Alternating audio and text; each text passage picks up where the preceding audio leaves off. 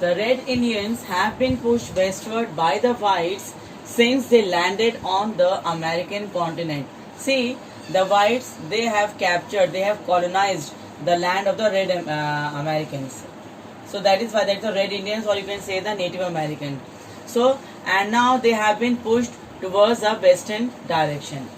The Red Indian youth have been angry at the wrongs the whites inflicted on them, and because the wrongs the whites have done on the youth of the Red Indians, so the youth have become very angry.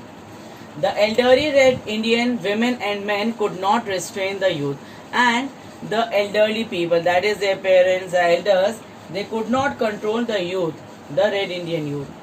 The revenge and hostilities caused them many young lives, and the elderly suffered. And like this, because of the revenge and because of the jealousy and the enmity, many youth died, and the elderly, that is their parents, they had to suffer the loss of their sons.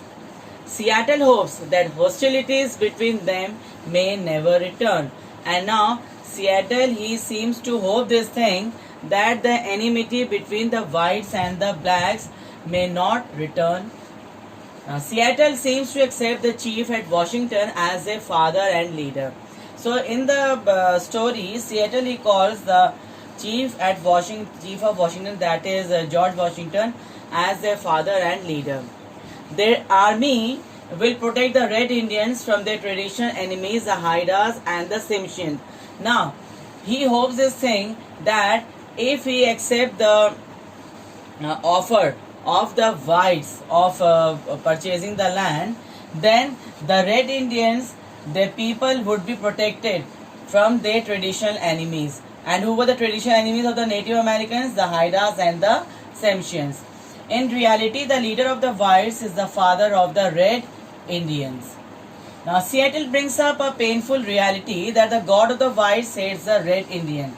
Now, here we find the difference in the god, that he brings that reality, that the gods of the white, that the god of the whites hates the Red Indians.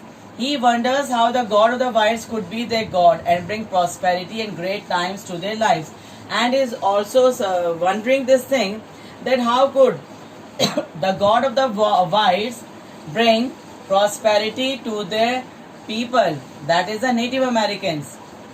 He is nostalgic about the times when his people filled the whole American continent, and now he remembers that time when the whole American continent was filled with the blacks only. He realizes that they both are distinct races, separate in many ways, and have very little in common between them. And he also realizes this thing, that both the races, that is the whites and the blacks, they are two different races, and they are different in many ways, and very little is there in common between them. Thank you.